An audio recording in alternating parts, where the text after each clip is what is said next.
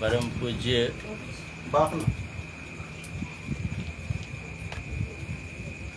प्रातः स्मरणीय करुणा वरुणालय कलयुग के कलिग्रसित जीवों के उद्धार हेतु अवतार पूज्य श्री बाबा जी महाराज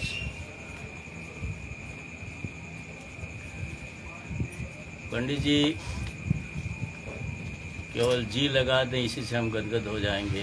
पूज्य लगाते हैं तो संकोच होता है। जगन्नाथ जी कह दे, जगन्नाथ दास जी केवल जी कह दें तो मुझे सब कुछ प्राप्त हो जाए, लेकिन जब पूज्य कहते हैं तो लगता है कि ऐसा न करें। निवेदन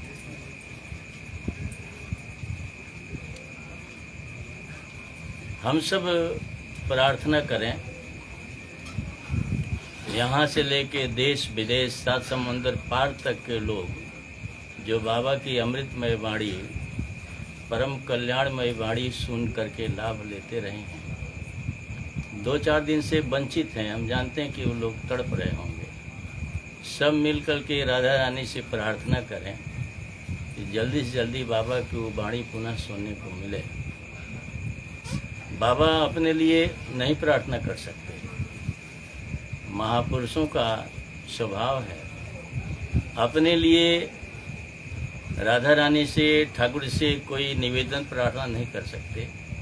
लेकिन जो आश्रित जीव हैं, जो आश्रित प्राणी हैं, जिनको उनसे भरपूर परम कल्याण का लाभ हो रहा है, मिल रहा है, उनको प्रार्थना करना चाहिए। गुरुदेव जैसा हमने सुना है संतों से, महापुरुषों से, गुरुदेव अपने आश्रित प्राणियों के आत्मा की चिंता करते हैं, शरीर चिंता नहीं करते कि यह खूब सुखी हो, खूब भोगी हो, खूब स्वस्थ हो, खूब धनी हो। शरीर के लिए नहीं, उसकी आत्मा की चिंता करते हैं कि इसकी आत्मा को परम कल्याण प्राप्त हो। अनादिकाल से जो ये 84 में भटक रहा है, भगवत प्राप्ति हो, भगवत प्रेम की प्राप्ति हो। लेकिन शिष्यों का कर्तव्य है कि गुरुदेव के शरीर की चिंता करें, गुरुदेव हमारे स्वस्थ रहें, ठीक रहें। गुरुदेव के शरीर की चिंता करना शिष्यों का काम है। और गुरुदेव चिंता करते हैं सबके आत्म कल्याण की, सबके आत्मा। इसलिए सब लोग प्रार्थना करेंगे राधा रानी से, बाबा की वो वाणी सुनने को मिले। देखिए वैष्णव का महात्मा, वैष्णव का बड़ा महात्मा है। तिलक कंठी बहुत पहले 40 बरस पहले हम लोग गए थे जगन्नाथपुरी। कोई पता कुछ नहीं, बिल्कुल अपरिचित गए थे, न कोई स्थान का पता न कुछ। हमारे साथ एक मेरे गुरु भाई थे, तो चलिए सुने समुद्र किनारे हरिदास मठ है, वहाँ चला गए। हम लोग हरिदास मठ गए तो जो महाराज जी थे पहले ही दंडोत किए हाथ जोड़ के। हम लोग दंग रहे, क्योंकि हमारे यहाँ ये प्रथा नहीं, हमारे यहाँ तो प्रथा है कि छोटे लोग बड़ों को दंडोत करते हैं, बड़े लोग उसके बदले में हाथ जोड़ करके सीताराम सीताराम कर लेते। लेकिन वहाँ देखा कि महाराज जी दंडवत किए तो हम लोग को बड़ा आश्चर्य हुआ। फिर हम लोग दंडवत किए, लेकिन हम लोग पीछे दंडवत किए, पहले वो कर लिए थे। हमने पूछा महाराज जी आप हर तरह से पूज्य हैं, महाराज हैं, हम लोग आपके दर्शन के लिए आए हैं, आप पहले दंडवत क्यों किए? तो महाराज जी ने कहा मुझे याद है, देखो वैष्णव को देख के जिसका सर नहीं झुकता जमराज के यहाँ कूटा जाता है। महाराज क्या, जिसका सर वैष्णव को देख के नहीं झुकता है उसका सर जमराज के यहाँ कूटा जाता है। महाराज जी ने कहा वैष्णव का ही महात्मा है। जमराज भी अपने दूतों को समझा के भेजते हैं कि वैष्णव को मत छूना, हाथ जोड़ के चले आना। तो महाराज जी वैष्णव के लक्षण क्या हैं? कहें लक्षण क्या देखना है, तिलक देखना, कंठी देखना, बस इतने देखना, प्रणाम करके आ जाना, उन्हें तो हाथ मत लगाना। वो भगवान के पार्षद आएंगे, भगवत धाम को ले जाएंगे, वो भगवत धाम के अधिकारी, हमारे यहाँ जमपुरी के अधिकारी नहीं। वैष्णव का महात्मा, एक महात्मा किसी के यहाँ गए, बड़ा श्रद्धा प्रेम से व्यवहार किया। बहुत गरीबी थी, बहुत ही गरीबी थी। महाराज को दया आई, उसको एक पारस पत्थर दे दिए, इससे इसकी गरीबी दूर हो जाएगी। दे के चले आए, महात्मा नहीं बताए, पारस पत्थर दे दिए। अब वो क्या जाने, वो समझे पत्थर है, तो जो सामान्य पत्थर सरीखे व्यवहार करे, मसाला कूटना है, कुछ कूटना है। महाराज जी सोचे साल भर बीत गया, अब तो बहुत बड़ा आदमी हो गया होगा, बड़ी बड़ी कोठियां बन गई होंगी। 1 साल के बाद आए, देखे तो जैसे का तैसा है, उसमें कोई फर्क नहीं पड़ा। मुझे क्यों भाई, तुझे तो हमने पारस पत्थर दिया, उसका क्या उपयोग किया? महाराज उससे मसाला पीसने काम आता है। कहने अरे वो मसाला पीसने की चीज नहीं है। फिर उसका उपयोग बताए तो देखे वो तो सोना बना रहा है, इससे तो दुनिया का सबसे बड़ा आदमी बन जाता हूँ। यही स्थिति है। भगवान ने बड़ा कीमती जीवन तो दे दिया, बड़ा कीमती, पारस से भी ज्यादा कीमती। ऐसे तो भगवान को प्राप्त किया जा सकता है, भगवत लोक प्राप्त किया जा सकता है, भगवान को अपने घर में बुलाया जा सकता है। सोवज प्रेम भगति बस कौशल्या गो, प्रेम और भक्ति के बस होके तो भगवान गोदी में खेल रहे हैं, डोल रहे हैं। जिससे काल भी कांपता है थर थर, वह छड़ी देख करके माँ यशोदा से कांप रहे हैं डर से। इतनी कीमती यह जीवन भगवान ने दिया। लेकिन भगवान ने दे तो दिया, लेकिन समझाया नहीं, तो इसका उपयोग ही नहीं किया। इस सामान्य प्राणियों सरीखे खाना सोना, इसी में इसका उपयोग कर रहा है। संसार की वृद्धि करना, विषय भोगना। तो वही ठाकुर जी पुनः गुरु के रूप में अवतार लिए कि इसको हमने इतना कीमती तो शरीर दिया, लेकिन इसका उपयोग तो कर रहा है। सामान्य प्राणियों सरीखे खा रहा है, सो रहा है, विषय में आसक्त है। जैसे 84 लाख के जोनी के प्राणी करते हैं, वैसे भी कर रहा है, कोई फर्क नहीं पड़ा। तो ठाकुर जी गुरु रूप में अवतार लिए। बंदो गुरुपद कंज कृपा सिंधु नर रूप हरि, साक्षात हरि नर रूप में अवतार लिए समझाने के लिए। तो गुरुदेव समझाए कि अरे इस शरीर से तो भगवत प्राप्ति होगी। फिर गुरुदेव ने मुझे तिलक दिया, कंठी दिया, वह दुर्लभ नाम दिया। हमारे यहाँ बताते हैं कि राम जी से श्री किशोर जी पाए सीता जी, सीता जी से हनुमान जी, हनुमान जी से ब्रह्मा जी। जैसे एक भूखा व्यक्ति पेट खला के याचना करे भोजन के लिए भूखा, वैसे ब्रह्मा जी हनुमान से याचना करते हैं, मुझे कृपा करो, मुझे कृपा करो। क्या कृपा करें, क्या चाहिए आपको? कहें मुझे वह मंत्र दो जो तुझे तू पाया है श्री किशोर जी से। वह दिव्य मंत्र गुरुदेव के द्वारा प्राप्त हुआ। हम नरक से निकले हुए प्राणी पुनः उसी में चले जाते, गुरुदेव न मिलते तो उसी में जाते। लेकिन गुरुदेव कृपा करके तिलक, कंठी, मंत्र, वैष्णव की पूरी रहनी, जितनी रहनी होती है सब में ढाल दिए। हमको भगवत प्राप्ति की जुग बना दी। हम क्या दे सकते हैं? हम क्या देंगे? हम तो कुछ देते हैं तो वो नोट करवाते हैं कि हमने इतना दिया, हमने इतना दिया, हमने इतना दिया, नोट करो हमने इतना दिया। हम तो नोट करवाते हैं। और गुरु जी जो दिए उसकी क्या कीमत हो सकती है? नरक के प्राणी नरक से आया था, फिर नरक में जा रहा था, लेकिन उन्होंने तुझे सीधे भगवत प्राप्ति करा दिया, भगवत प्राप्ति।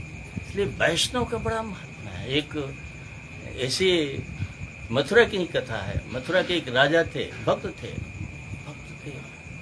लेकिन उनको गलित कुष्ठ हो गया। पूर्व जन्म का प्रारब्ध था, गलित कुष्ठ। हाथ पैर की उंगलियां गलने लगी, कट कट के मक्खियां भिन भिनाने लगी। अपने आप से उसको घृणा हो गई, अपने आप से घृणा। शरीर स्वस्थ है तो नाना तरह की कामनाएं हैं, लेकिन अभी कोई इस तरह का रोग हो जाए तो सारी कामनाएं दूर हो जाएंगी। फिर नहीं होगा कि हम 20 लाख गाड़ी पर चढ़े, कि हमको इतना बंगला चाहिए, क्या चाहिए, हमारे पीछे लोगों की भीड़ चाहिए। यदि ऐसा रोग हो जाए तो बस एक ही इच्छा रहेगी, हे भगवान हम कैसे इस घृणित जीवन से मुक्ति पा जाते हैं, घृणित जीवन से मुक्ति पा जाते हैं। अब वो राजा इतना अपने आप से घृणित हो गया, कोई दवा काम न करे, शरीर गंदा है, लोग बाल बच्चे भी नफरत करें, दूर दूर रहें, किनारे रहें। तो सोचा इस जीवन से तो मृत्यु ही अच्छी है।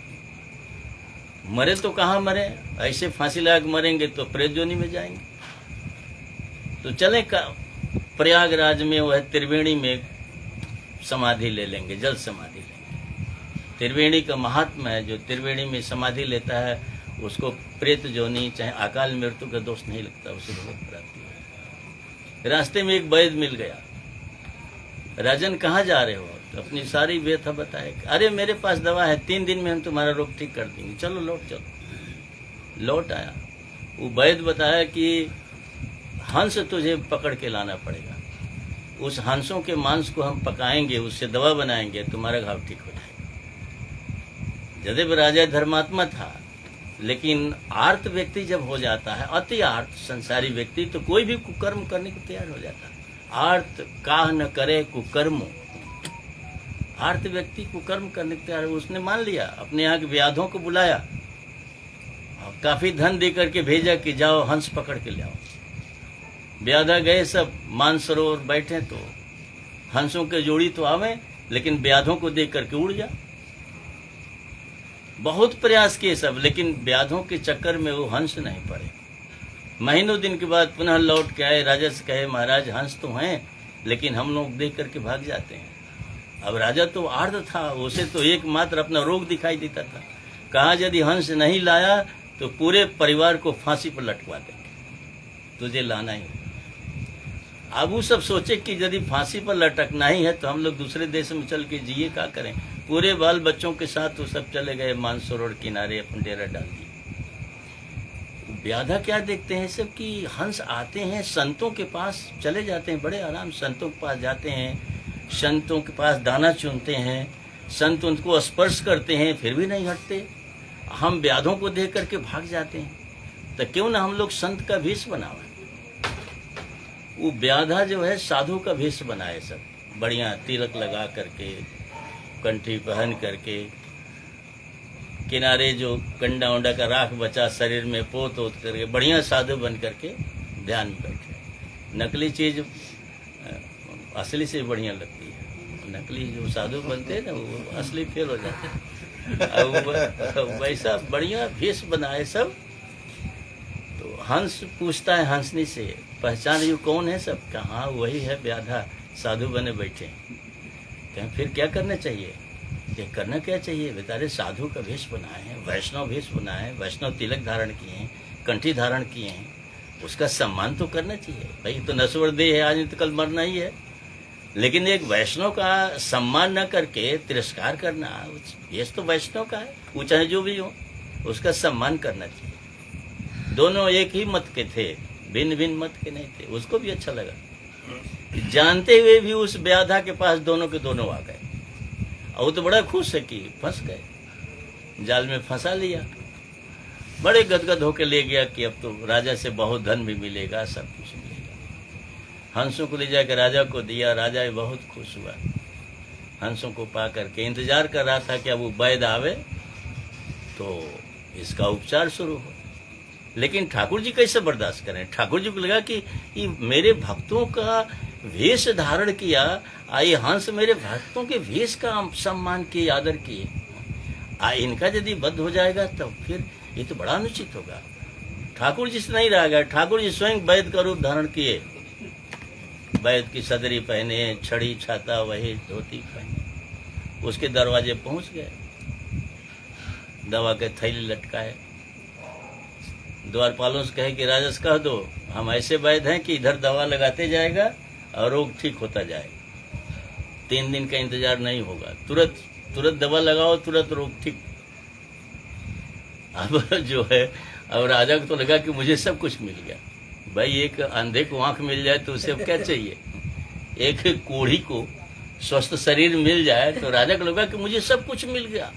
अब वो लगड़ाते लड़खड़ाते आ करके वो वैद्य जी के चरणों में गिर पड़ा। महाराज आपको पा करके हम धन्य हो गए, हम तो जीवन से निराश हो गए थे। आप कैसी दवा के लगाते जाओ ठीक हो जाओ। हाँ हाँ मेरी दवा लो, अपने हाथ से लगाओ। डब्बा निकाल के रखती है, उससे ले, जहाँ लगावे वो घाव न ठीक हो, जैसे पहले शरीर था वैसे सब होता है। भगवान के लिए करतुम करतुम मन था करतुम, वो तो सब में समर्थ है। पूरा शरीर ठीक हो गया, बिल्कुल स्वस्थ हो गया, निरोग हो गया। राजा चरणों में गिर कहा महाराज ये राजपाट आपका है, ये सब आप लें। हम तो अपने जीवन से उब गए थे, अब हम स्वस्थ हो गए, हम सब कुछ पा गए, ये सब राजपाट आपका है। भगवान को मुझे राजपाट नहीं चाहिए। उस लोभी वैद्य को दो जो तुझसे एक पाप करवाने जा रहा था। कभी किसी जन्म का पाप तो भोग रहा था, ये कुष्ठ शरीर पाकर एक नया पाप करने जा रहा था। कहीं कीचड़ से कीचड़ साफ होता है? पाप से पाप दूर होगा? एक पाप से भोग रहा, दूसरा पाप करने जा रहा। मुझे नहीं चाहिए, उसी को दे देना जो देना हो, मुझे तो उन दोनों हंसों को दे दो। राजा दोनों हंसों को दे दिया। ठाकुर जी दोनों हंसों गोदी में लेकर के सहलाते हुए बड़े प्यार से, जाओ अब निश्चिंत होकर मानसरोवर में वास करो, समय आने पर तुम लोग मेरे धाम आओ। ठाकुर जी छोड़ दिए, दोनों हंस भगवत धाम अपने मानसरोवर चले गए।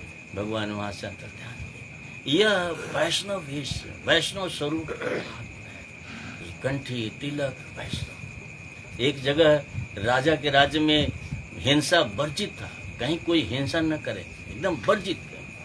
लेकिन चोरी चोरी हिंसा हो, भाई चोरी चोरी सब लोग करते हैं। एक जगह चोरी चोरी मछली, तालाब में मछली मार रहे थे सब। उधर राजा की सवारी निकली, हल्ला हुआ, राजा की सवारी आ रही है। भागने वाले तो भाग गए, लेकिन एक वृद्ध नहीं भाग सका बेचारा। वो क्या करे, वो लंगोटी तो पहने ही था, लंगोटी पहन के मार रहा था, लंगोटी पहने किनारे बैठ गया और राख ओख लेकर के पोत लिया, कीचड़ से तिलक लगा लिया, कीचड़ खूब ऐसे ध्यान करके बैठ गया, डर बस। राजा के सिपाही देखे महात्मा ध्यान कर रहे हैं, तिलक। सिपाही दंडोत किए, राजा भी आगे दंडोत किए, चलो यात्रा में महात्मा का दर्शन हुआ, मंगल ही मंगल होगा। राजा भी दंडोत किए और भीतर से उसको धक धक हो रहा था, कहीं भेद न खुल जाए। जब तक राजा आंखों से ओझल नहीं हुए तब तक वो एकदम डर बस सन्न बना था। जब राजा चले गए तब कहा, अरे ये वैष्णव भेष, ये जमराज तो आते नहीं सुने ही वेश को देख करके ये राजा भी भय मान गया, दंडोत किया, प्रणाम किया इस वेश को देख करके। यदि सही मैं वैष्णव हो जाऊंगा तो फिर क्या होगा? फिर उसी दिन से वो वैष्णव हो ही गया, उसने सब छोड़ करके वैष्णव किया। ये वैष्णव वेश है, वैष्णव वेश का महात्मा है। भगवान की बड़ी कृपा, गुरुदेव की बड़ी कृपा, इससे बड़ी कृपा किसी की नहीं हो सकती। भगवान ने कृपा करके मानव जीवन तो दे दिया, लेकिन मानव जीवन पाने के बाद भी 10, 20, 50 बरस के बाद फिर उसी नरक में जाना है, क्या मतलब रहा? बहुत दे दिया तो क्या।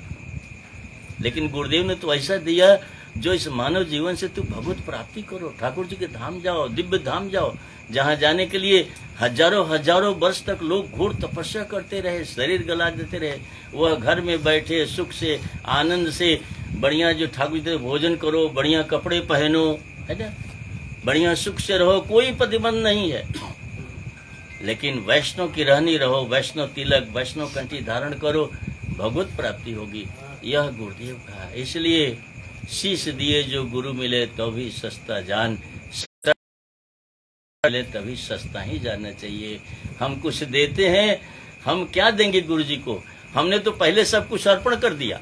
जब शरणागति ग्रहण किया तभी सब अर्पण किया। नाथ सकल संपदा तुम्हारी, मैं सेवक समेत सुत नारी, सब आपका है। उसके बाद तुम्हारा क्या रहा? यदि हम कुछ देते हैं तो क्यों उसमें